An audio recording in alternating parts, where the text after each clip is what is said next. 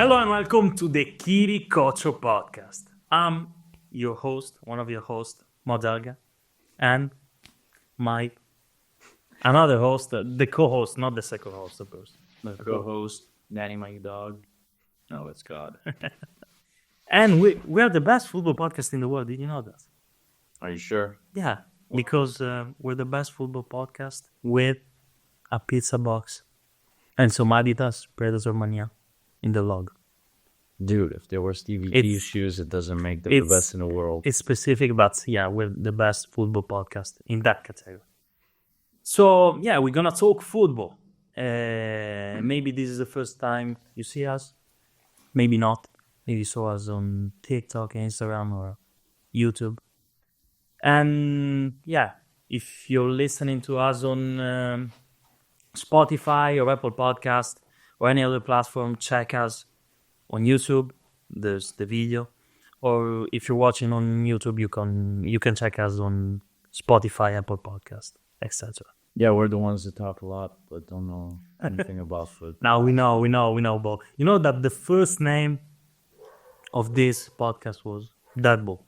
Because there's no ball now. There's no ball now. Right? Okay, so let's start. What are we going to talk about today? Well, we were going to start off with the Prem, and in particular, we wanted to talk about Mo Salah, the Egyptian king. Yeah. What a hell of a season. And then we were going to trail off with minor details in other aspects of the season, because there are a lot of teams that are performing well above what was expected from them and teams that are playing poorly as of now. And we're going to focus mainly on Liverpool, United, Amorim, maybe even Marcus Rashford. And then we're going to go to the Serie A, talk a bit about the Serie A. I'm an AC Milan fan, but also a Liverpool fan. I know it's a bit strange, but yeah, that's life. And you are? I'm an Internazionale fan, and the Prem, I have some sympathies towards certain teams, but not a fan of any team. What teams? I like Aston Villa because of that midfield, and Arsenal. Great teams. And then we're gonna finish by giving our best of 2024 combined 11. Well, didn't we do that last year? I don't think we did it. So in the calendar year, maybe even a bit of the first part of the 23-24 season. But yeah, it's combined 11 on mainly of the 24 season. So even the first part of this season. Yeah, so let's start. Let's start with the first topic. And the first team in the Premier League is the Champions League, the best team in the world right now. Yeah. The best manager in the world right now. Not the best player in the world right now. The best right back in the world right now. The best defensive midfielder in the world right now. And no, best striker, no. Best goalkeeper. What? He just came back. What are you talking about? It's not. You don't have the best keeper. You don't have the best defensive midfielder. You don't have the best right back. Oh, you have the best right winger. No, the best player in the world. Yeah, and he's the best right winger. Yeah, that's the only thing I'm gonna give you. For also maybe best center back in the world. I forgot. But that's the only thing I completely forgot about him. But yeah, the best center back in the world, the best captain in the world. Okay, so yeah, let's start. Great result against West Ham. 5-0. Yeah, no wonder West Ham haven't been able to play decently in the last, 15 games? They were a bit open. We could have scored at least more than 5, of course. Mo Salah could have got an hat-trick, but yeah, great game. Pass the ball. No, it's not about that. He got a lot of chances, but he made them. But yeah, that's life. That's life. You can miss, you can score, you can assist, you cannot assist. It's like that, but it remains the fact that he's the best player in the world. And are you aware of how much he's overperforming this season? He's not overperforming. Dude, he has like less than 15 expected goals and assists combined, and he has of now only in the Prem he has 30 goals and assists. And he's the only player. He's the only player in the There's Prem like that has 17 goals, 12 assists, 13 assists. 13 assists. Yeah, but still, that's a big chunk of difference. Like you have Holland, and he has like 14 expected goals, and you have like 17 combined assisting goals. And then there's Mo that has 15, and he's at 30.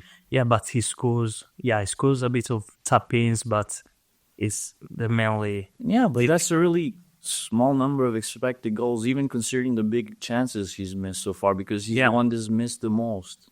Yeah, he did. And the other astonishing thing is how many big chances he's created so far. He's created 12. No, he's created 13, and of those 13, they were all assists. Damn. Yes. Like you have Salah that has 19 big chances created, and But he has 10 assists. Did you see the assist? Yeah, I guess for Gakpo. Yeah, the one that seemed like a shot and was a perfect. No, it wasn't a shot. The ball came to. Wait, you're talking about the one against West Ham? Yeah, West No, Ham. I'm talking about the one that looked like a futsal goal. No, that wasn't a shot. I swear to God. I've talked to him. He said it wasn't a shot. No, but I mean, that was great vision and a great assist because you're looking for the man on the second post for the tap in, and it was well executed. Yeah. Great goal, great assist, great player, but also a great manager. What can we say about? Before going on to great managers, I was thinking that Egypt has two great attackers, forwards, and if they combine well, they have at least 5 or 6 years in which Egypt is going to have a front duo that is going to be terrific to watch. Because if Omar Marmoush gets in form as he's doing now for a couple of years, it's going to be incredible. It's a bit of a stretch. No, you can have the best force in the world, but yeah, Egypt fans is not good. Even the midfield. They don't have a man anymore, and yeah, that's it. Let's move on and talk about the best manager in the world right now. Maybe Gasperini is. Shut up! Is better. If you're talking about great coaches in Italy, you obviously have to talk about Simone Inzaghi. And even if I really hate how they play Antonio Conte, because both of them, if you have to talk about Gasperini, both of them are above him by levels. But Inter, they got a background, they got history behind. Yeah, but no team. Napoli, they got history behind it. It's the history of the Atalanta, what he did with Atalanta. But let's talk about Arne Slot. Yeah, Arne Slot. He did get that team from Jurgen Klopp, of course. Yeah, but what was Klopp doing with it 2 seasons ago? Yeah, managed every situation. Okay, he had a lot of injuries, but still, after December, the team broke down and they lost a lot of points and they lost the title. Yeah, and especially last season when, okay, Liverpool were doing great in the Prem, but they had a chance to do what Atalanta did in Europa League, because. Yeah, Leverkusen was exciting to watch and they were undefeated, but still, the players they had were the players that they had. And Atalanta showed it that if you prepare the game better, you're going to win it, even if the other team has been unbeaten. You're talking about overperforming before, about Salah. I think Liverpool did overperform last season under Klopp because that team wasn't in the right place. You know, Klopp announced that he was leaving Liverpool. I think it was in February, January. I was towards February or March. Maybe then because it was right around. I think it was right around the period when Xavi got sacked. Yeah, but I think it was before. It was maybe February. Yeah, that team overperformed. Klopp. I heard you say last year a couple times that Endo was the best midfielder in the world. Who? Endo. Yeah. Yeah, okay. Whatever. One of the best defensive midfielders in the world. And now you claim to have the regen, the best version of him with No, Gravenberch? he's a region of like Paul Pogba, maybe. He's got how he turns on the ball. Yeah, no, he's good. He's good. Dude, Mano Froné is closer to Never- Paul Pogba than Ryan Trust me. Gravenberch will ever Trust be. me, you didn't see him enough. They did overperform. Maybe Klopp did. He did mismanage the team, and they weren't in the right mind. Like the likes of Gakpo, he played him as a midfielder on the left, as a striker, but never played him in his role on the left. What was the last season that Lucho had his father kidnapped? Yeah, it was last season. So yeah, maybe they did a little bit over, but they had a lot of problems. But at the same time, Alison Baker's father died last year. He drowned. Rest in peace. Yeah, he did mismanage Gakpo. No, Trent was playing poorly at a certain period. He got in the midfield and he started giving a lot of assists, but it looked like a terrible version of Pete. Look, great feet, great ideas, but what are you doing? You're not moving around in a... Trent is better this season. He can defend. Yeah, but because they play He's improved on defense. He's improved a lot. Yeah, so Zlot, you have to praise him. You know, it's the same team. You can say, yeah, Klopp did the team, etc. But Zlot balanced the team more.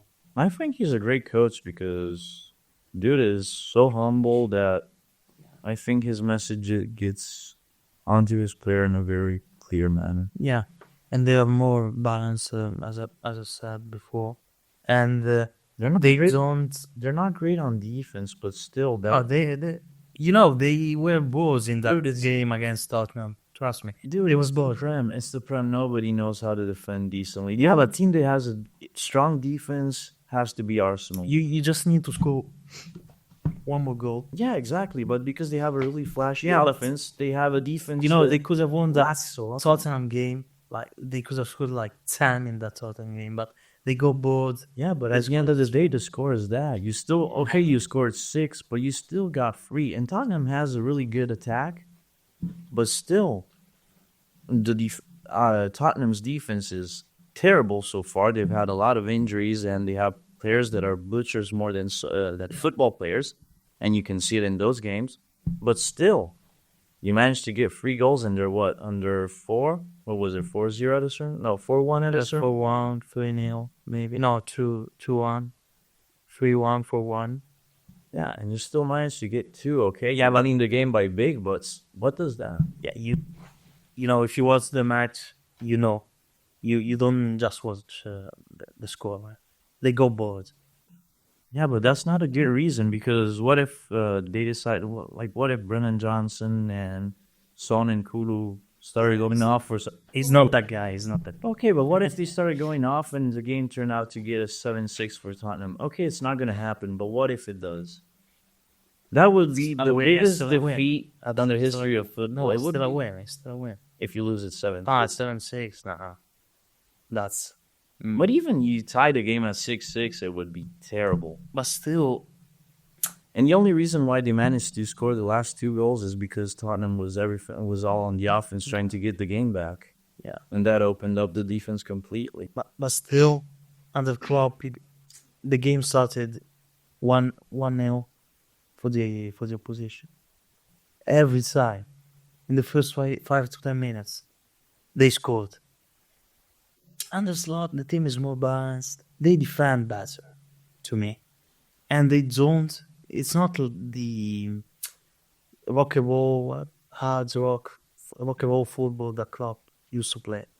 They are more balanced. They do think they don't just cross the ball in the and try to score. Well, I think they also developed the way of how they attack, because they move the ball a lot quicker and a lot better. Yeah. And okay, so there's City that has the problem that they touch too much the ball. Because I was looking at some numbers last night, and City, even if they've been playing terribly in the last 10 games, they still outperform by average touches every game by 150. And that's massive. They keep the possession all of the time. But the difference with Liverpool is that they rather not keep the ball as much or risk losing it instead of having this long tiki-taka that doesn't bring to anything. And the thing that makes it so fun to watch, watching Liverpool, is that they know how to move the ball interestingly, and at the same time, it brings results. Yeah, that's true. And I think Arsenal does in a different manner, but Arsenal manages to do the same thing. Corner FC. Yeah, okay. Next season FC. Yeah, but dude, the thing is that also Liverpool could do that because they have the men to strike on corners. Because Van Dijk and Konate, when he's not injured, could be doing the same exact thing that Saliba and Gabriel do. Yeah, but Just at Arsenal, too. they have the right book that shows all of the tactics for the free kicks, corners, and set pieces, and they know how to use it perfectly. Because they don't have the striker, the striking force that Liverpool has. Maybe the best attacking team in the league. They got the best player, the best 6 players, 6 forwards in the world, surely in the league. Yeah, I can count Chiesa. I count Chiesa there too. Yeah. Dude. No, it's been good. He played good against Southampton in the FA Cup. He could have scored a music. But yeah, no, I think We realize that as of now, Mo has scored more goals than the whole Southampton team. Yeah, even the Man United team. No, I mean just only the season in the first 18 games. He scored more than teams like what was it? I think like United. I'm sure it's Southampton. I think it's also West Ham, and Ipswich is 1 goal away from being joined with the same number of goals. That's Mo. And he scored like 75%. He created 75%. Yeah, out of 45 goals, he created 30 for the living. Yeah, so. Yeah, if you count goal and assist. Yeah, but what I'm trying to say, United has like 21. Yeah, but what I'm trying to say is that you can't tell me that Chiesa, he's decent because he performed against Southampton when Southampton are playing that badly. Like they have. There's a team who plays a lot worse than Southampton. We're gonna talk about it later. Yeah, trust me. It's just a matter. It's just a matter. So let's close the slot topic by I'm gonna give you one crazy statistic. He managed 51 games this season between Feyenoord and Liverpool. No, so 2024. Yeah. Okay. In 2024. Okay. He drew like 9. He won the rest and lost only 1 game. And it was the game against Nottingham Forest at home. No, the 2-1. No, 1-0. One day. Yeah, Wood scored, right? Yeah, no, Callum Hudson-Odoi scored. Yeah.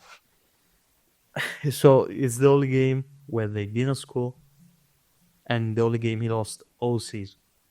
To show you how great of a manager he is, a tactician. And are you not gonna talk about Nuno Espirito Santo and how? Oh, we're gonna talk about it in the future. We're gonna talk about when they play. No, the thing about Nottingham is that how they play, it can't last too long because they play a lot of counter-offensive attacking ball. And so, yeah, you score a lot of goals against teams that are trying to get back from a 1-0 down. But if the defense is strong enough, they're going to manage not to get scored on. That's not true because Everton do play like that and they won 2-0 at Goodison Park. So, no, they're a great team. I think it's tough. The second part of this season will be tough, but I think they because can break down a lot during the second part of the season. Maybe England will get the 5th spot in the Champions League, so I think they They could do it in the Champions League. They could qualify.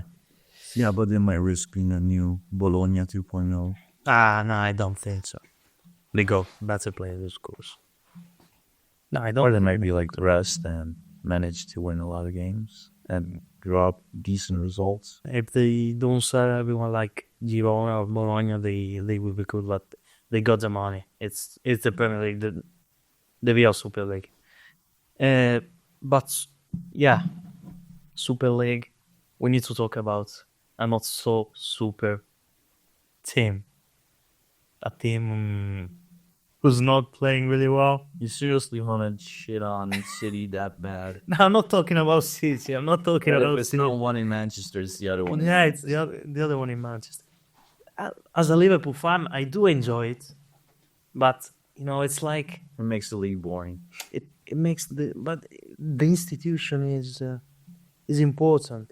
Without Man United, the Premier League is not the Premier League, and they could get relegated if they keep going on like that.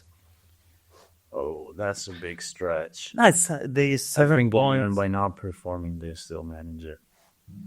They're the worst team in the Premier League. It's just a period. The players are. I don't know how to describe them.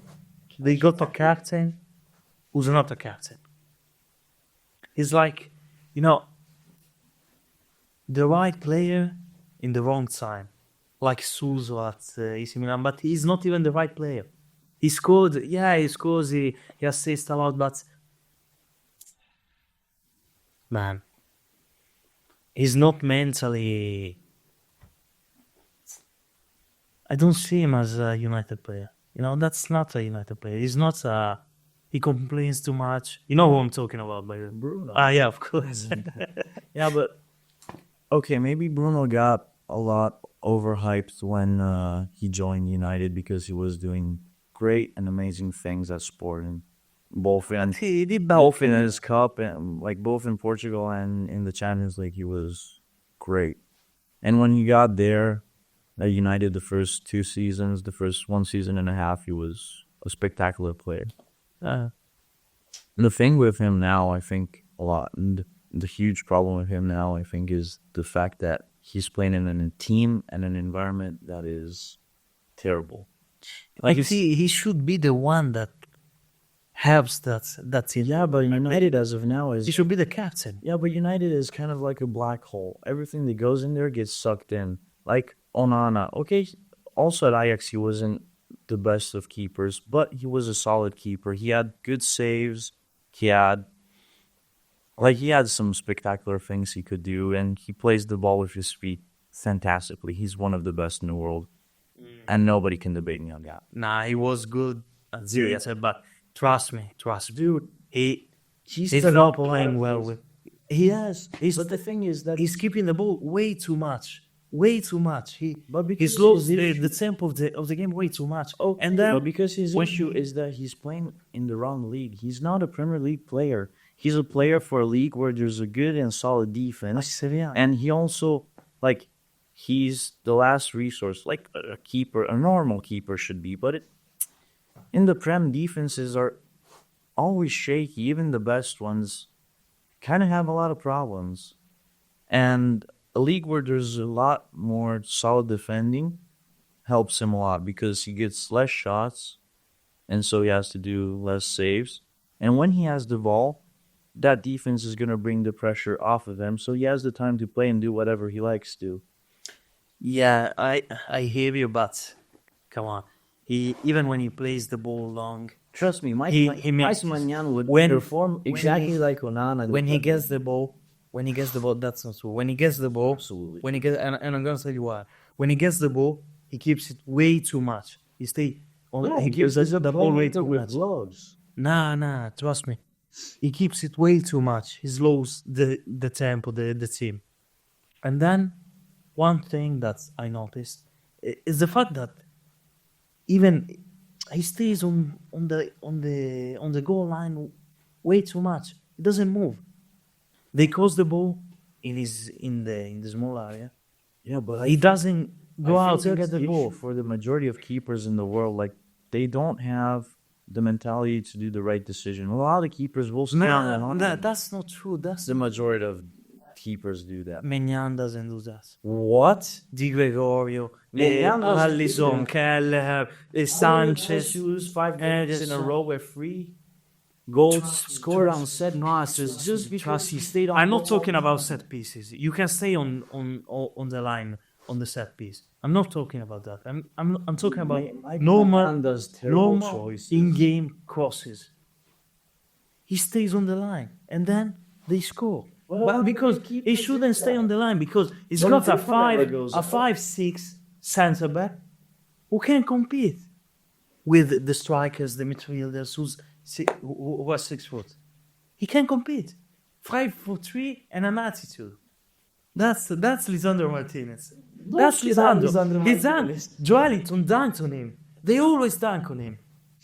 I see her like he doesn't jump. Yeah, but Diogo Jota, I think is same height. no, the Jota is a little higher. What 1-2 centimeters? Dude, Lisandro Martinez is He taller jumps. than Martinez. He jumps, Diogo Jota. He doesn't jump. He's not a centre back. Play him as a left back, as a right back. Don't play him in the middle. He's, oh my God. As a Liverpool fan, I should, enjoy this Man United downfall. And I do enjoy it a bit, but as a football enjoyer, as a football, as a person who plays football, that's disgusting. If my keeper did that, I would slap him. If my partner in defense did that, I would slap him. Yeah, but what can you do about it? It's not like you can go punching around all your teammates. And I will slap even Ruben Amorim because he did. I know he want to prove the point that the players are shit. They're not good. But come on, mate. He keeps playing Diogo Jota and Mazraoui as wingbacks. Diogo Jota. Yeah, Diogo Jota, Diogo Dalot and Mazraoui wingbacks. So he's basically playing with 5 at the back. Because they don't attack.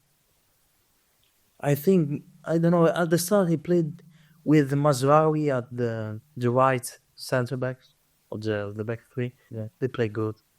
Diallo as a right wing back. You can play Diallo there because you don't have any other alternative. But Diallo and Mazraoui as wing backs. Basically you're playing as 5. And I know he might. I don't know him, but I know that he want to prove the point that the players are shit, and they are. I don't know. I think like the biggest problem in the majority of teams that are having problems is usually the midfield. When you have problems in the mid, when you I forgot about the midfield. when you don't have a solid midfield, all of the problems become a lot bigger. And United, it has been consistently, it's been like the past seasons, if not more, that they have midfields that are shaky at best. Even Casemiro, okay, a lot of people were debating in the past if Casemiro going to United was a smart move or not, if he was finished or not. Now we now we kind of know the answer of what that question was. But still, Casemiro was a great player. He's been solid for a period so long that it's been kind of boring having those players. 5-6 years. No. It was really good. Yeah, you know. But the thing is, when even Casemiro becomes bad, consistently bad, not performing bad, you have a big problem. That was happened when you spend 70 million on a 30 years old. What did they spend 60 million on Ugarte? Yeah, but Ugarte is not the problem. Trust me. Ugarte, He was a bench player at PSG. Because you got Jean Neves and what's his name, Zaire Emery, even It wasn't Jean Spanish. Neves, it was Vitinha. no Vitinha, Jean Neves, Zaire Emery, Fabio Ruiz, great players. Yeah, but still, even PSG paid him at Sporting. They paid him But a trust ton me, of money. he's not the problem. He's not the problem there. He got legs. The problem is they don't have legs. Yesterday they went without Ugarte against Newcastle, they lost 2-0, of course, at home. That's Old Trafford. Third loss at home. That's Old Trafford. Mo Salah's playing ground, training ground. They don't have legs. Come on, last season at least they had McTominay. He did run, he did score Well, a lot. also Kobe was playing good last season. Yeah, Kobe was good last season, but what can you expect from a 19 years old? He still has to develop. Casemiro, man. Oh my God. Eriksen in 2025. Casemiro in 2025. Dude, Eriksen at Brentford was great. Yeah, but come on. Maybe for 4 months. He wouldn't play at Brentford right now. Even last season, he wouldn't play at Brentford. Last season, he shouldn't have also been playing at United. Yeah, of course. Why do they keep buying 30 years old? Even Bruno, when they have Bruno, he's, I think, 31, 32. He doesn't run. He does, he does come. He tries to defend, but he's got an attitude as like Lisandro Martinez. I was just looking at the injured players for the matchup with Liverpool against United in 5 days, and when has Luke Shaw ever been back playing football? Is he ever gonna play football again? Like what? Also, Mason Mount, what is that? Yeah, Another 16. He got injured against Another 16 million down the drain. Yeah, And Lindelof, is he still there? What? we can keep I'm not blaming the gonna match. shit on Lindelof because he was. But honestly, he shouldn't be at United. He shouldn't be at United in 2025. On 2025, anybody can be at United. You can make it in the team. Yeah, I can make it. I'm good. Yeah. I could run it all better than and a lot more than Bruno, Casemiro, Eriksen. Yeah, okay, you're all. I jump a lot higher than Lisandro. Come on. And even my God, another Delict. It's not like Amorim is trying to prove a point. The players are shit. Yeah, but that's gonna get him Are sacked. shit. At best, that's Yeah, gonna get him he's sacked. gonna It's get not gonna get him money or like players. the Graham Potter treatment, and even the player are not No, are not helping him. the players that for me at United are the cream of the worst, like the worst of the worst that there are in that team, is the striking force. Like already paying Diallo at the time 40 million for scoring 1 goal. Yeah, that was insane. Against the Atalanta. I'm not no so damn it, I can't remember the game, but still he was at Atalanta. He scored 1 game. He did not play in that season. 1 goal, 40 million, and that was already appraised. Red flag. And that was crazy, but whatever. But the seasons after, like Højlund, I don't know. I don't think scouts at United ever watched Atalanta games. Like, because if you watch the games, okay, Højlund had 2 months in which he was a great player. He knew how to control the ball, stop and make his teammates move towards him, bring the defense on his back, and he controlled the game very well. But after those 2 months, he was absent all of the games. I remember watching Atalanta Inter and thinking, damn, this guy might score on us because he's on form. Dude didn't even touch 10 balls in the whole game. The scouting department is just dyslexic, and they were trying to buy Haaland. Haaland or Haaland cousin, but they ended up with all you. And that was 70 million? Another one that costs so much for a player that is so overrated. But another one that I really don't respect is Ziyech. Come on, man. No, Come on. No, you're not. Look, No, one season. It's not the problem. No, one season in which Bologna outperformed as much as they did because Bologna, come on, let's be serious, they're not a good team. They managed to lose against a team yesterday that is terrible. The manager was good. Thiago Motta is. It's not so doing well. overhyped as of Trust me, Zivs is not the problem. He was good. He's good for the Thiago for the Serie A. season for Bologna, every player he touched became gold. And what are they doing now? The only player that I really respect, the only 2 players that I really respect from that team are Calafiori and Evan Ferguson. Yeah. Oh, Yeah, was injured those seasons. Yeah, he's just came back, but no, he played a little bit. Then he got injured. But the only, like all the other players, Ursulino. but no, I don't want to talk about him. I do not respect. There is not the problem at United. No, He came back I'm not saying in a there's a shit problem. tip. Ugavce, Zirze, who did the Ligt? Let's not talk about the Ligt. The Ligt is a problem. He did. That's the one who did a good season with Ajax as captain. Yeah, 17 And he's years been old. living off that for the last 8 years. My God. Oh my God. He played well with Juventus in the first season, but No. the drop off is is In much. the first season, it seemed like you only knew how to play volleyball. Uh-huh. The guy in the queue was a handball and a penalty.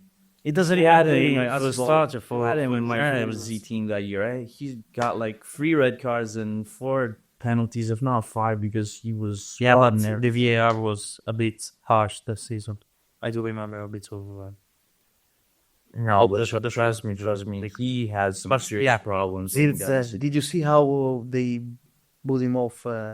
How they treated him yesterday No, against Newcastle? no, I don't watch United. He went off at the 30th minute. Yeah, but I'm not looking to get an ulcer and looking at terrible. Well, football. he's not the problem. I think he's if he went if Milan bought him the summer, he would, that would be another 50 million. and if Milan buys him right now, I think he would be a good player. He's good. He's perfect for like Did United also buy the Lenny Yoro? yeah. Then now he got injured against Arsenal in the preseason in the US, but I think there's a great player. He's good on the ball. He's not showing it right now because he's the one who's in a bad environment, in a shit ass team. By the way, He's good on the ball. He will be perfect in the Serie A, and we saw it last season. In La Liga, Bundesliga, I don't think so because the tempo is a bit high. By the way, players that left and having been doing bad from United are Sancho, Yeah. Oh, he's not been that good, but Mason Greenwood. yeah, he. He plays on a terrible team, but still. No, I am Marseille are good with the Zerbi. After there is That's AWB, Avon Bissaka, yeah, he even scored, I think, in back-to-back games. But I think Rafael Varane now is doing so good. And yeah, retired and enjoying his cocktails on the beach and not thinking about. on the lake. Of course. Oh, he Yeah, left I think- football. Yeah, he left football, but I think he's still in the management. Yeah, because they gave him a portion of the team to join Como. You didn't mention the best player who left United last season. Well, Amrabat. Nah. And even Amrabat will cook. There's Van de Beek. Nah, you forgot the best player. Come on. No, I'm looking at Scott. Yeah, whatever. Well, we already talked about Scott. Yeah, come on. They're missing like 9 goals without him. The lags. Scott is a very strange player. Like, he does some things really good. He does other. Ugh. He looks like No, he- Zidane sometimes. Sometimes he gives me a really bad ick. Like, even against Inter, he scored in that game, Inter Napoli, but he didn't do anything. Like, it was a game in which Napoli deserved to lose like 4-0. But still, he scored. It was kind of a lucky goal, but he managed to get it in. But like a lot of games, he does really amazing things. Others, he's playing, but no. Would you rather have Casemiro plays always shit or Eriksen or I don't know, Bruno? I would prefer McTominay over Bruno. 100%. Last year, in the predictions and the lineups that we did, I always picked McTominay. Whoever it was, I would pick him because I think he's a great player. He's a lot of brown and a lot of strength, but he has decent feet to back it up. Yeah. So they need to sell them in January. Dude, come on, once. Casemiro, I don't know. They missed the chance to tell them to to Saudi. By the way, you could have sold. By the way, because was again without a team, so maybe he might be joining United Yeah, again. but he can start playing back, I think, in March. So he would lose 3 months. 2 months. Yeah, Well, yeah. No, actually, one if they sign him at the end of February. No, at the beginning of February. So I heard that City wants it. Yeah, trust me. It was a rumor that, yeah. and it would be a will greatly benefit. Come on, if you compare the team from when they won the Europa League to now, massive difference. And they were already Yeah, but the thing dropping off. But the thing is that the names that are in the current squad now are still really big names. Yes, they are. That's the thing. I would take, let's go. Who do we have a striker? Højlund. I would take They had injured Zlatan. Evan Nilsson. No, but let's compare the team now with the other teams in the Premier League. Would you take any other? I would take Liam Delap over Højlund or Zidza The only right issue now. for the lap is that he's playing in a poor team, but still. Yeah. Yeah, it's not poor. They won yesterday against Chelsea. I would take Diallo is good. Yeah, the Ivorian Messi. That's sad. But I would take he's too. He keeps the ball way too much. He tries to dribble past everyone. I would take Bemo over him. Visa. I would take. Yeah, they're not good. I would take a player from every team over the United players. Garnacho. Rashford is not playing.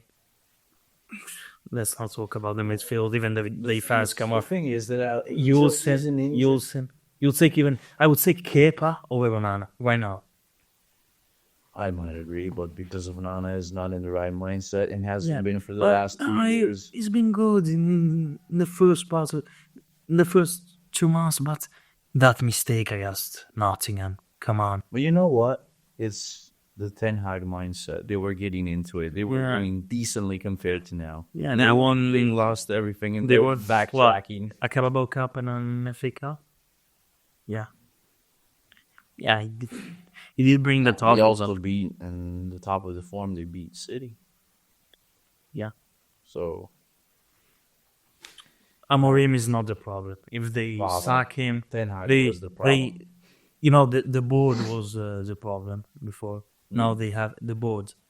They have Ineos right now, but they have to sell everyone. Bring in some young player from the academy. The thing is, they're gonna get paid pennies over dollars. Nobody wants those players. They're gonna pay them nothing compared to what they're actually worth. Terminate the contract.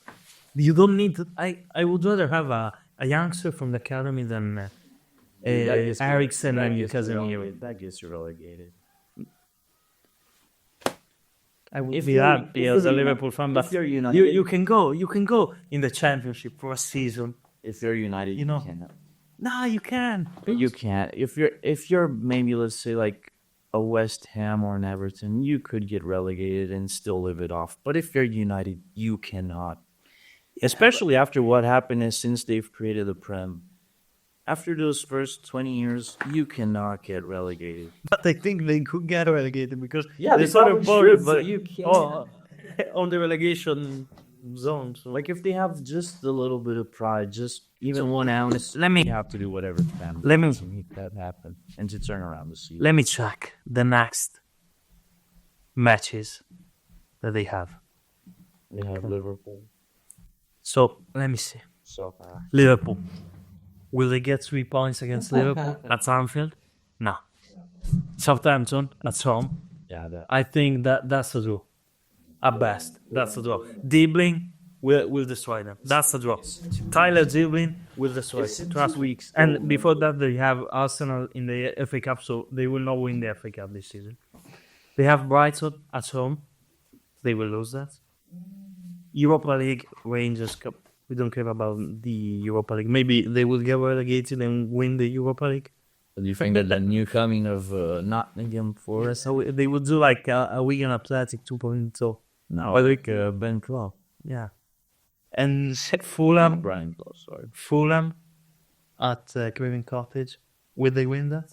I don't think so. Those are closer matches than you. Trust me, they oh my god, they play. What was it? Fulham. I think Chelsea was that they lost 2-1. a Sunday league team will do better than Ah, United. shut up. A Sunday league team would That's disgraceful.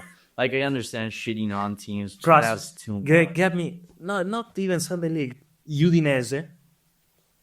Udinese will do better than United. Udinese, not you. Udinese, yeah, you. No, that. Crystal Palace or so. That's the duel. Tottenham. Yeah, Tottenham can give them. Tottenham was amazing. They'll lose whatever they can. Everton. I don't think they win. It's When away. you'll see. Ipswich. Yeah, you They're know winning that. that. You They're winning you know, that. If it's a relegation battle because they can only gain if 3 points Ipswich- against Ipswich, Leicester. If Ipswich doesn't get on Southampton. form, as they should, they already have a punch ticket to go back to the championship. Trust me, it's tough. It's tough being a United fan right now. I have a friend who's a United fan, and yeah, it's not good for him right now. By the way, how crazy was this theory about Pep doing all this just to lose points and then win the Prem at the end? I think they will get relegated. I'm seeing all the other things. Come on, they cannot beat anyone Dude. except Southampton right now. By the way, If they don't buy anyone, if they don't buy buy somebody. But by the way, the thing is that Pep and his city has been a lot worse than what United have been doing in the period since Pep started not. but still, Pep is Pep is still up there in the league because they did really good in the first 6 games of the league. yeah. I saw like a funny meme the other day. Man United are like a menstrual cycle. They win every month. Only one win. Well, let's move on and let's. It gave me a headache talking about United, and I'm enjoying the downfall. But come on, we cannot have a league without United. So let's move on and let's talk about. Oh, by the way, if I can say something, Yes. teams that I'm hating as of now this season, and I think they should be doing a lot better, but they're not, are Aston Villa, Tottenham, Stop Villa, no. and also Chelsea. The last 2 games have been shit. Yeah. Like Chelsea, I have to say, Enzo Maresca surprised me because I did not think what he's doing was possible. And okay, they invested invested a lot of money on all those signings. And at the time they did not seem like signings from a sane man. But looking at it now, looking how Maresca has managed the team, the players that they have, of those 40, exactly 30 are the ones that he's been playing consistently. And they've been performing. But what has been happening, like, I did not think he could do that. And, well, hats off to him also. Even if they managed to lose to almost fully relegated Ipswich, because Ipswich have been bad. And they managed to lose at Fulham in the last 10 minutes of the game. Fulham are vibes. Trust me. Yeah, but Fulham got lucky that game. I was watching it, dude. They got lucky. Have you seen the stats in the Prem? How about what? What's that? Goals. Players that have scored the most in the season. Yeah, you know who's second? Erling Haaland. Yeah. And even if they've been playing that bad, he's still up there. Yeah, that's just surprising. Because he scored like 4 goals against West Ham. No, not even West Ham. He scored a hat-trick against West Ham. He scored the more. Four against Wolves. Yeah, but he scored like 2 goals or 3 goals since October, something like that. Crazy stuff. But yeah, But what? City have done, 5 points since October? yeah. So that makes also sense that he's not been scoring that much. Before doing our combined 11 for the 2024, no, not season. Before doing our combined 11 of the year of 2024, let's talk a bit quickly about the Serie A. We talked about it before, but let's talk a bit about the Serie A, about Atalanta, the doing great, Napoli, Inter, AC Milan. They changed manager, but I'm gonna pass it on to you because you're the Serie A expert. Like, I don't know much about the Serie A. I'll admit that I've not been watching a lot of games lately because it's Crazy time. yeah, there's a lot of things to do, but I have not been enjoying this season so far. Have to say, I'm an Inter fan, but there's been a period in which my team was unwatchable. They would still manage the result, but it was The first bit. yeah, the first 10 games of the season I hated, and now they're doing great things again. But Atalanta, I think they have the best striking duo, actually trio, the best striking trio in the world probably. Like, they're not as good as maybe Vinicius, Mbappe, and Rodrigo, who have not been performing that great, but still are the three of the best players in the world in their positions. But I think that De Ketelaere, Lookman, and Retegui, Great striking force. yeah, they are absolutely insane. And then if you pair that with players that have experience, although they're young, you have Lazar Samardzic, Nicolo Zaniolo. Yeah. You have an old Mario Pazovic, but still he makes the difference. And I think Lookman, Lookman, wow, I love him. Even if he plays in a rival team, like him so much. The thing with Lookman, I think, is his biggest downfall is that he likes to shoot a lot. He loves to score. Yeah. Like every game he shoots at least 3 or 4 times. Most of them on goal also, but he shoots a lot. He misses a lot of big chances because he gets in his head. But what a player. He has like that flair. Wow. And they've just given him the African Ballon d'Or, so Yeah. even if Mo could have deserved it also. Nah. Yeah. Mo always deserves Nah, it. because I think it's the season and not the year.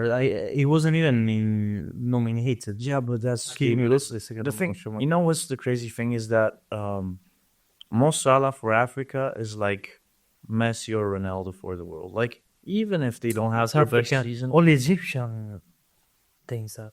yeah, but even if you give the Ballon d'Or to like a Messi or Ronaldo in an off season, It's right. you could still talk about the fact that they deserve it in some way or manner. And Mosa in Africa, he's been that for the last 10 years.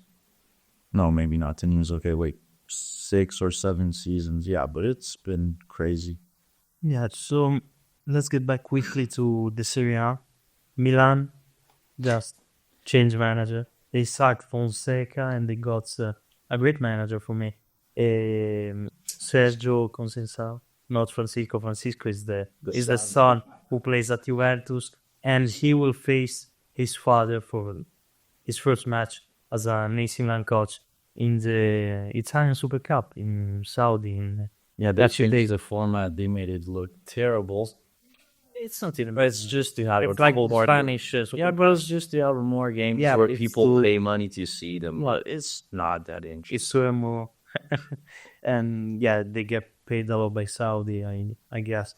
We're gonna talk about Conceição after he plays his first match. I think that would be right. He's still an interesting coach. Like at Porto, I remember the season in which it was When Inter got to the final. it was 2023. Yeah, when it's 2023. Yeah. And I remember Inter playing Porto, and although Porto had just sold some really great players, Lucho had been gone away, yeah. But that Porto team was solid. Medi Taremi now playing at Inter, so that's going to be interesting. Galeno was good. Yeah, but also there was Conceição. Conceição was crazy. Then there was Otavio who got sent off, and that was great moments. But Even they have a great goalkeeper for the future. And the thing is that when Otario got sent off, Porto started playing even better. So it was a really interesting matchup, and Porto should have passed that stage because they played a lot better. Either Benfica should have passed that step. Benfica should have not even come close. Benfica had already managed the miracle of getting through to the quarterfinals. Against Inter was a shit show. Yeah, so we're gonna talk about AC Milan after Conceição plays in the Super Cup. But now, let's do our, combined 11. They waited for us to until the end for our combined 11. Yeah, let's see if somebody actually got Of to the the end. So, I'm gonna read you right now the combined 11 by FIFPro World 11. They have Ederson in goal. Don't they have Emiliano Martinez? No, it's not the. I have the Ballon d'Or also, but they have Ederson in goal. Okay. Back three: Carvajal, Rudiger, Van Dijk. Why back three? Are they trying to emulate Inter's playing style? Like he does always so much? And they have Rodri, Kroos in the midfield with De Bruyne on the right of the midfield and Bellingham on the left. And It's only the past season yeah, because it doesn't take into account what happened so far. I don't think so. Here, we're doing here. No, this is what was posted in December.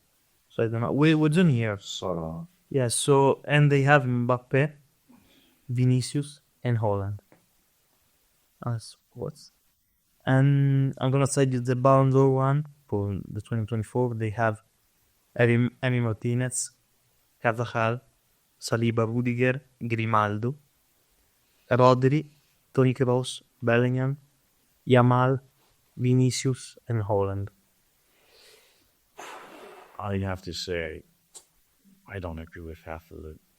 Yes, so it's tough. I can't do it.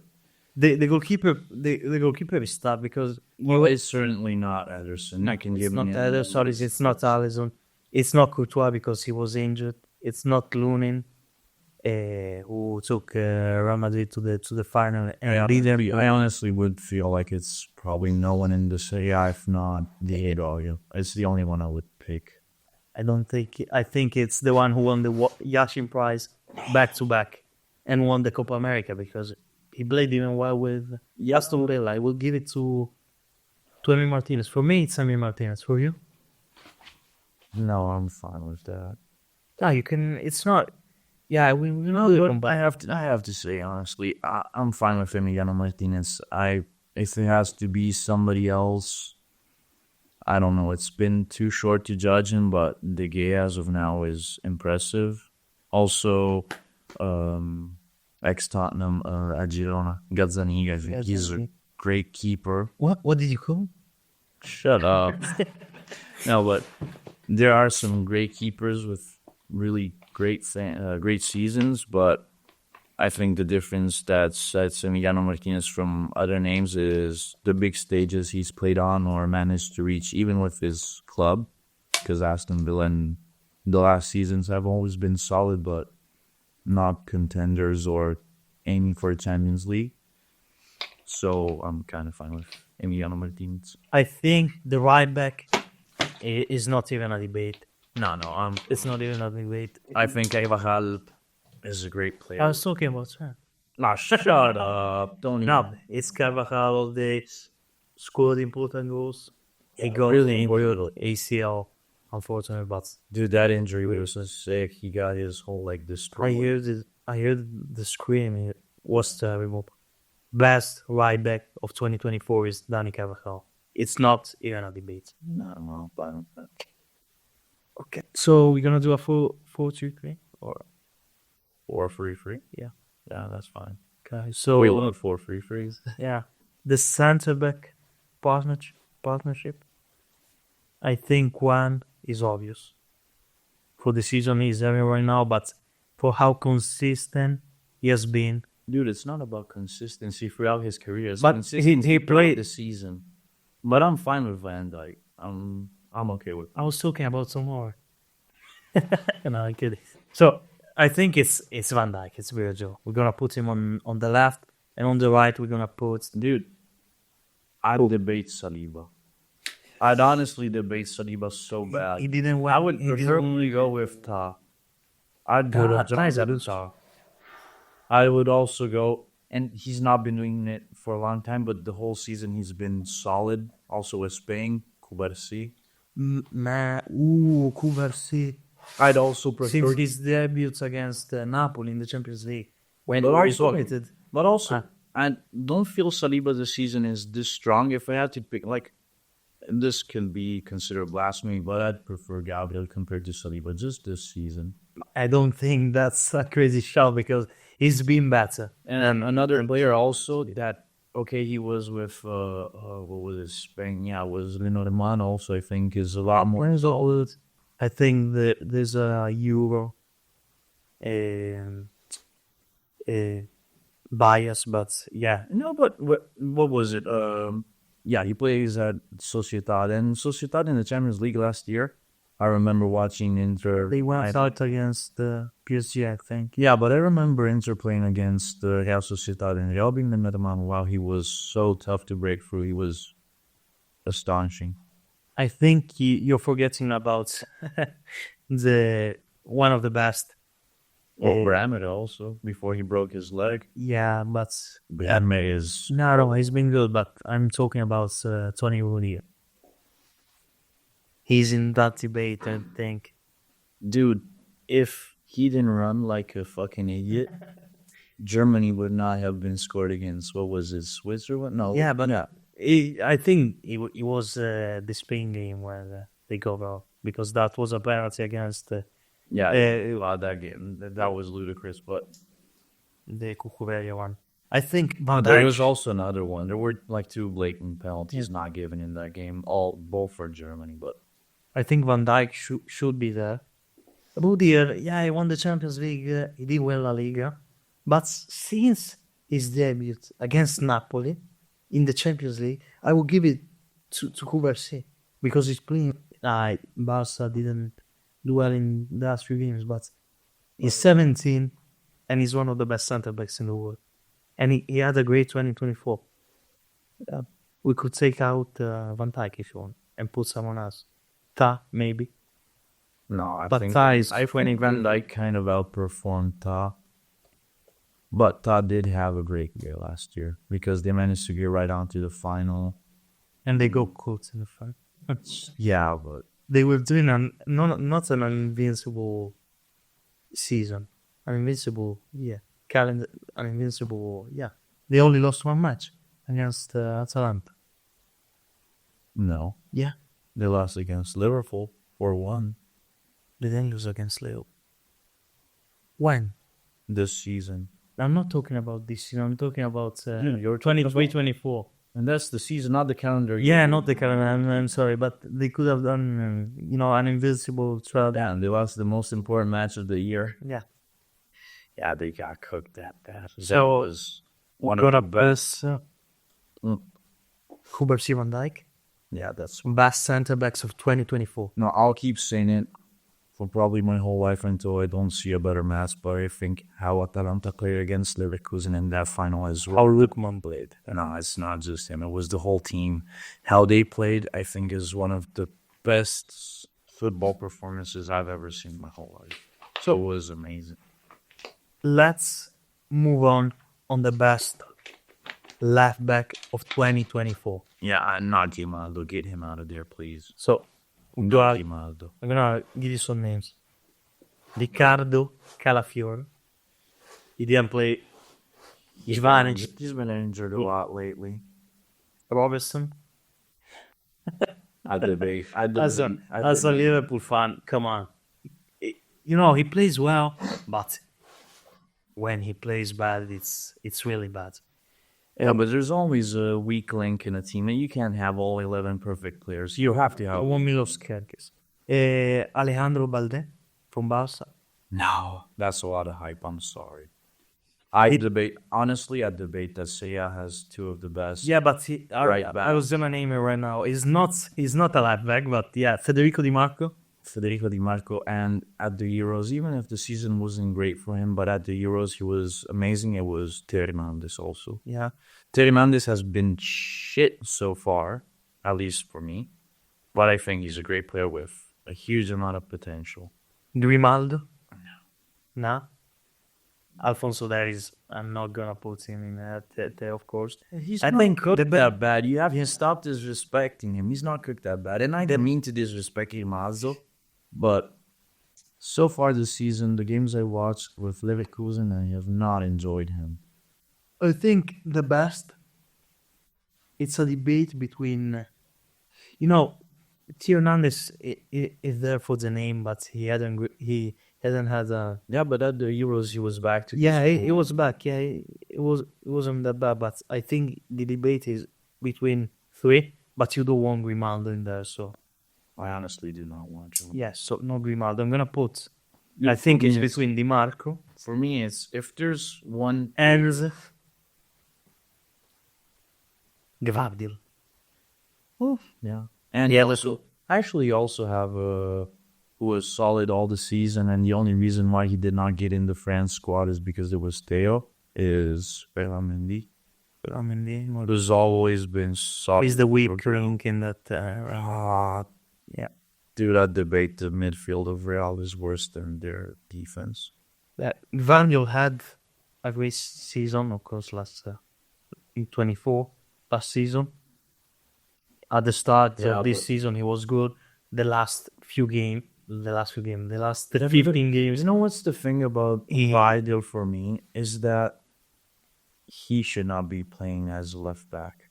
He should play as an. Yes, he is so strong, so bold. Okay, he has insane shots. Like, he does beautiful wonders with his feet when he shoots. But still, at the debate, he should not be playing as a left back because he's a lot more solid as a center back. Yeah. Because he's a better version of Ruben Dias. No, I'm gonna give it to you. You have to choose between Gvardiol, Grimaldo, and Di Marco.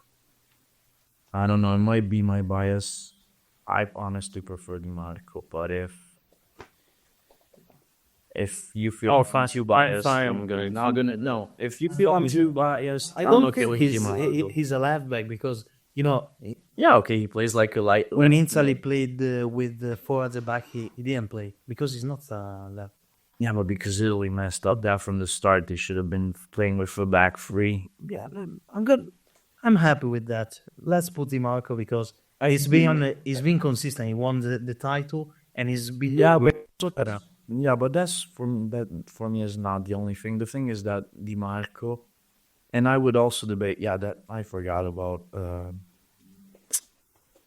When we were discussing about center backs, I forgot a little bit about Inter center backs because I think all of them had great moments throughout the whole season this year. And the only reason I forgot about them is that they play with a back three, so I don't feel that in a back two they would be that good. But Di Marco, if he has some solid defense behind him, I think he could still be performing at the level he does as left back instead of a left mid. Yeah. Like Bastoni, I don't feel he would be good in a back two, but I still think he's a great defender. But Di Marco, I think he could do it. Okay, so Di Marco is the best left back of 2024. Let's move on to the midfielders. I think the defensive midfielder is not even a debate. Yeah, it has to be Hakan Çalhanoğlu. Dude. I was thinking about Declan Rice. No, but you know what? People are gonna shit. Frankie de Jong. Okay, I know it's not Çalhanoğlu. It has to be LD because City without him are like a bunch of toddlers. What do you mean? What do you mean? Gravenberch. The best defensive midfielder. Dude, we're taking the full year. He's been doing it for 3 months. LD just won the Ballon d'Or for what he did last season. Come on. But the thing is, I feel that Liverpool with Gravenberch could still perform very well. I doubt it. City without Rodri seem like a bunch of infants that do not know what to do, like chickens that Yeah, we just just got got their we're head seeing cut us. off. Yeah. Yeah. And trust me, it's the reason why I understand why Çalhanoğlu says certain things about himself. Inter without him is like City at this moment. Like Çalhanoğlu has an impact on that midfield and all the whole team that is so massive that without him, the team was unwatchable. And I hated watching Inter because they did not know how to play the game. And you have Baela, which I think is a great midfielder, but without Çalhanoğlu there, Baela becomes kind of useless I for me. think Mkhitaryan is more important. But yeah, he plays every game. Mkhitaryan, I was looking at his stats and how he plays. He's like kind of a Modric. Okay, he doesn't have feet as good as Modric, but he's a silent player. Like he doesn't do flashy things, but he plays great. Yeah. Instead, I think Çalhanoğlu, like going back and forth the whole time, he's what Inter used to replace Brozovic, who was doing it before him, and Çalhanoğlu does it at a level so much higher that I'm sorry for this, but Marcelo, I don't miss you. And I love Marcelo Brozovic. Okay, so it's Rodri. Rodri is the best CDM of 2024. Let's move on to the other. That's the Euro bias. It's not even Euro players. He went out at halftime in the Euros. It's the fact that with him, City lost only one game, which was the FA Cup final. I think we can go a bit more, with more offensive player in the midfield because we have freaking Van Dijk, we have Rodri, we have Kubarsi, Carvajal. Kubarsi can push forward. But I think we can go with like Camps in. No, I thought we were gonna do that. Yeah, that's why I wanted to shit on De Bruyne so bad. I was not sure what the hell is De Bruyne doing in that team. Who's putting De Bruyne in that team? Dude, he was in the formations that you read at the beginning. No, that's not true. It was the Ballon d'Or and the. But he did not have a season that good. I think we should give. We at least mention him. I would put him in the Florian Wirtz. Florian Wirtz plays a lot more as a winger than a midfielder. Well, they play with they play with two offensive midfielders. You can put him in the midfield. He played with Germany in the midfield. I will put him in there. I think Bellingham, you can take him off. That's him. For what he did I think it was in 23, where he went mad. Then in 24 he didn't score that much, but he scored important goals. He scored a goal to save England against. So he was the only one that was scoring for England. Who else? I think Bellingham has to be in there. Yeah, that's fine. That's not even a debate. The other one, it's a bit tough. You can mention. It's not even close. Toni Kroos. Yeah, absolutely. Bruno Fernandes. Casemiro. No, Luka Modric. The thing is that. So no Florian Wirtz. Honestly, no. Okay. Honestly, I would pick. Okay, Toni Kroos was.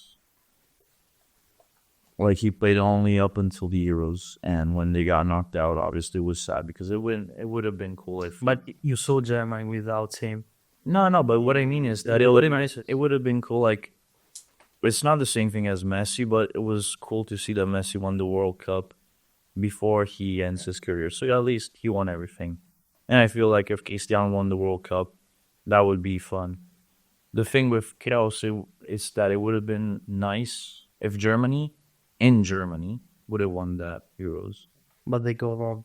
And you saw the impact he had on the German team. No, but also Real. Even Gundogan was good in the German team. Real, great.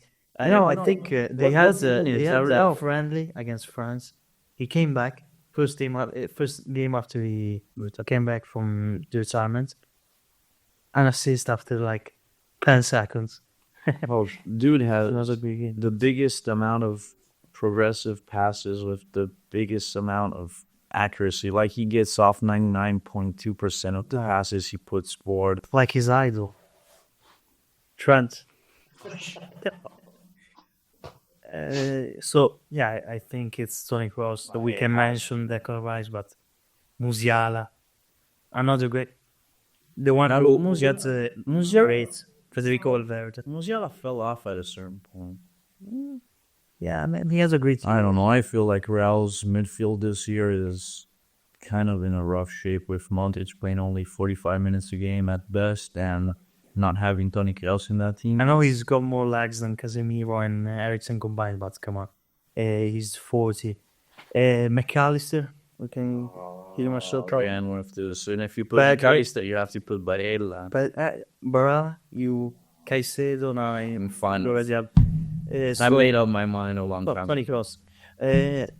Let's go on the left wing.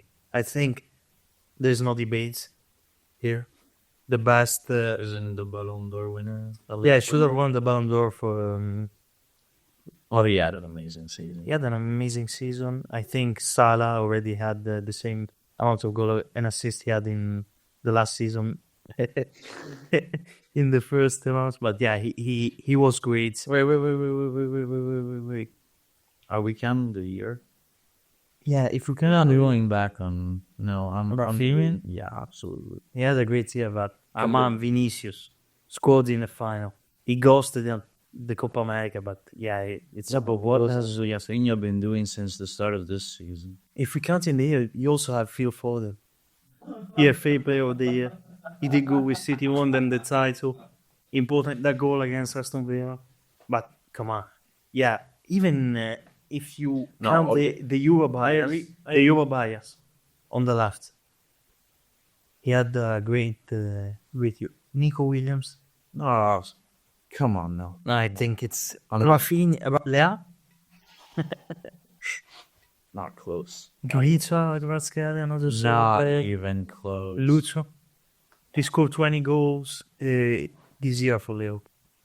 20 goals. I love you, but no. If it's somebody that I'm gonna debate, it's obviously Vinicius is the preferred choice. But if I have to go off somebody that has been on an amazing form lately, it's Rafinha. So you're telling me Vinicius? And I would be saying Rafinha only for Vinicius is not should have won the Ballon d'Or, and he's not even the best player of the year. So like, what?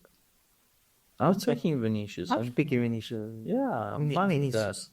No, I think there's no debate. Yeah, Rafinha has a No, I'm saying if I good have to take 10 matches, but he did score in the if final. I have to take into consideration, yeah, but because Barcelona never got to any final last year. Sure, I think Vinicius scored in every knockout game. So it's like, Dude. yeah, you have to pick Vinicius. Did you see Real play last year? That is the start against That's the trashiest kind Red of Bull, RB Leipzig, but yeah, it has to be. Without Vinicius, I'm not debating nothing. I'm not debating Vinicius, but the fact is that Real, they made it through all the stages, and wow, I do not like how they play. I really detest it. I don't know how fans can put up with it. Probably the only reason they put up with it is the fact that they keep playing, but Yeah. So it's Vinicius is the best left winger of 2024. Let's go on the right. It's a bit tough because you got the likes of Rodrigo. Cole Palmer can play there on the right. now Cole Palmer Phil Foden can play on the right. Cole can also play on the left. Yeah, but no, on the right mainly or in the center. Cole can play all the positions, like Foden. I can flip almost all the positions, right? I will take Toni Kroos out of that team. I will put Phil Foden in that team. Yeah, I will put Phil Foden in the team. Not Phil Foden, sorry. Cole Palmer. Not even. Cole Palmer. Don't you dare do that. Not even close. Let's move on. You have Bukayo Saka. Dude, anyone And but Lamine, I'm fine with that. what do you mean anyone but for me? You got Mo Salah? The last two, Mo Salah and anyone. I'm gonna take Nico Gonzalez, but I don't want Lamine Yamal. Salah had a great year. But I'm not giving it to him. I'm giving it to Lamine. Are you stupid? Nah. What? The impact that Lamine had. Lamine Yamal had a great year. Yeah. Are you taking a piss? He won the Euros. He did great. Wow, He won La Liga with Barca. How many goals and assists did he Without in 38 without games? go and watch Barca. What? Without Go him, and what? go and watch Barca. I'm a Liverpool fan. I love Mo Salah. I love Liverpool. I'm giving it to Lamine. No, I'm not. No. You cannot understand how much. I think the only 17 years old who had a bigger impact than him, who was Pele. And I think We're Salah's not good gonna more. talk about Messi. Nah, he wasn't that good at 17. Come on. He wasn't that good at 16, sorry. He was 17. The day before the final. Come on, mate. It's between it's Salah. not Lamine. It's between. It's not even. For me, it's Lamine. No, it's not. For me, it's Lamine. You want to give it to Salah? Yes. Why? He didn't win the Euros, Salah. Dude, it's not about what you win, it's about how you played. And I mean, He's playing really. I've been in so many good teams with so many good players, like he was playing with the best right back in the world, with one of the ones that we chose as the best center backs in the world, with debatably the best midfielder in the world. midfielder in the world, with Fabian Ruiz, who was playing out of his mind and wasn't playing that good since 4 seasons. The best striker of the best team in the world. Oh, Morata. So we're gonna give it to Mo Salah, seriously. dude, how do you want to give it to Lamine? For me, it's Lamine. Dude, I know GAs. It's not always about GAs. It's about how you impact the team. They went out against Napoli because Araujo got sent off, and Xavi had to take off Lamine. honestly, I think Lamine is an impactful player, and he can make the difference, and he's going to make the difference for so many years on from the next couple of years. But Mo Salah, as of now, is clear. Yeah, he's the best player in the world. Yeah, But there's so much of it's still levels of difference. Like for me now, but Lamine is not even he's not even at the prime of his prime. yeah, and for me he's not even close to a Mo Salah. But he will be. But he cannot be better better than than Mo Salah. Yeah, but probably he will be. But But the I'm not impact he had in the final, scoring the goal. You remember Rabiot talking shit about him? Yeah, he's just a kid. And then he scored the banger against France. Yeah, but for me, Lamine has the risk of being a flash in the pan. Like it's something that happens. It's for a couple of years and then it's nothing. Ansu Fati also was expected to be good. Ansu Fati, all he scored against Inter. Come on, Lamine is miles better than Ansu Fati. He's better than Rafinha. Lamine, he's the best player at Barcelona. Lamine. Are we forgetting about the striker? No, I'm not forgetting about him.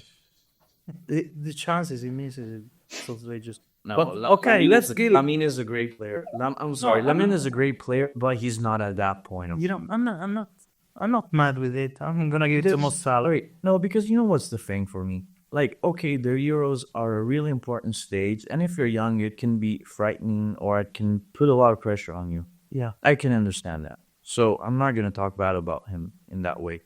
But the thing about the Euros for me is that the Euros is only 7 games. Champions League, as of now, especially, is what, 15 games? Hmm. And the season is how many in 1 year? Yeah, probably. The impact he had on the team, even if he didn't score a stick. But yeah, let's give it to Mo Salah. Let's just for what he has done in the at last 16. months, At 16. just for what Mo Salah has done in the last 4 months, Yeah. it cannot even be debated. Because also consider what has Mo Salah done in the Champions League? Because Dude, every time he wasn't in the Champions League. This season, you mean? Yeah, but the best assister of the every Champions League. time I have to watch Liverpool, it's always that guy. Okay, so He's kind of getting annoying, but it's always that guy. let's give it to Salah, and let's finish it off with the strikers. Yeah, wait, just for clarity. No, because it's pissing me off. He's the best assister of the Champions League right now, not best scorer. No, I don't. You can please. Oh. That didn't fight. Let's move on and let's do the strikers. I'm gonna give you some names, the goals they scored. I don't think it's updated to today, but yeah, I think Lautaro Martinez, No. Why? He scored 7 goals in 2024. No? He scored more if you count the Copa America, you dumbass. I'm not counting the Copa America. Why wouldn't you if you're counting Euros, you big I'm brain counting. idiot? Yeah, okay. He scored 7 with Inter Milan. Yeah, he scored 12. Scored at least. No, he hasn't scored 12. No, he scored 7 with Inter Milan, I'm sure. You have Ollie Watkins, Kylian Mbappe. Not Ollie Watkins. Kylian can be debated. Yeah. Like the next one, Cristiano Ronaldo. He scored 16 goals. Dusan Vlahovic, Ademola Lookman, Marcus Thuram, Good more, yeah. and Charles de Ketelaere would all have more than 20. Michael Thuram has been good in 24. No, mine is not even. Jonathan Daly didn't see much. Yeah, he's in. Wait, I was looking at it before. With more than 40 goals in this year, there are Jonathan David. 40 goals More than 40. and assists. I think it's only goals. No, he didn't score 40 goals in 24. Erling Haaland, Yeah, Kylian Mbappe and Harry Kane, obviously. Omar Marmoush. It's too early. No, I'm sorry. Harry Kane, of course. You mentioned him before. Robert Lewandowski. I'm not giving it to him. Come on. But I he's don't been good think- since the start of the season. He's been amazing. You're forgetting about the best striker of 2020. I'm not giving it. No, not Darwin Nunez, not Diogo Jota, of course. Not Emre Abraham, not Kamaja. It's not Lewandowski. It's not Turan. Had a really good season, great year. It's not Giroud. It's not Giroud. It's not Giroud. It's not Giroud. It's not Mbappe. I don't think it's any of that. You can say Harry Kane, but it's not even Harry Kane. Who would you give it to? The one who scored the most. Would that be Cristiano? No. He doesn't play in the top 5. Well, you can say it's the top 5. No. Who? No. Who? Yeah, I'm giving it to him. I hate his brain. I'm giving it to him. The best celebration in the world after not the Copa America one, the Moga Rogers one. And Dude, you know how the best striker in the you know world. how much hype the Dybala mask generated? Are you seriously comparing that to celebrations like that? Yeah, but this cool. Or Pogba's dad? I never went around and did this. Did you ever dab? Nah. Boy, shut up. No. I also never went around and this, but yeah. Yeah, because you never score. This is the best celebration, and he's the best striker of 2024. You can't debate that. Who you gonna say? It's not Lautaro. Come on, mate. Move on. I'm never gonna say It's not Lautaro, but it's Lautaro. I'm giving it either to Gyökeres or Cristiano Ronaldo. And that's how dead your football knowledge is. Nah, come on. Harry Kane? No. He was dreadful Yeah. in the Euros for England. Dreadful. Everybody is dreadful for England. Not Bellingham. The only one. Who else? Saka was shit. Not Foden was shit. Reno was good when he played. Trent? How was Trent for England? Trent didn't play. Trent played only one match. Why did he not play? And he's Because not he was a shit. He's not a midfielder. He's a right back. And they rather play. Oh, let's play with Kai Walker. Kai Walker. Nah. For me, it's Gyökeres. Do what you want. I gave you DiMarco. I gave you Salah. For me, it's Gyökeres. Gyökeres. No, let me do it good. The best striker of 2024 is Victor Gyökeres. And that's it. That's it. That's the end of the first episode, the first true episode. Don't check out the episode we did before. This is the first episode of the Kiricocho podcast, the best podcast in the world, with a pizza box and the Adidas Predators mania on the logo. Great episode. Make sure We to hope you enjoyed it, obviously. yeah. As much as we did. Yeah, and if you do not agree with what we said, make sure to tell us in the comments on YouTube. And if you're listening to us on Spotify or Apple Podcast or Amazon, etc., make sure to like the podcast, give it 5 stars, and share it with your friends. And yeah, that's it. Maybe we're gonna explain in the next podcast, or maybe in the future, what does Kiricocho mean. Yeah, it's a great name. Yeah, see you in the next episode. And Happy New Year. Yeah. Happy Well, New it's- Year. It's the We first. should have started with that. Yeah, Happy New Year. See ya.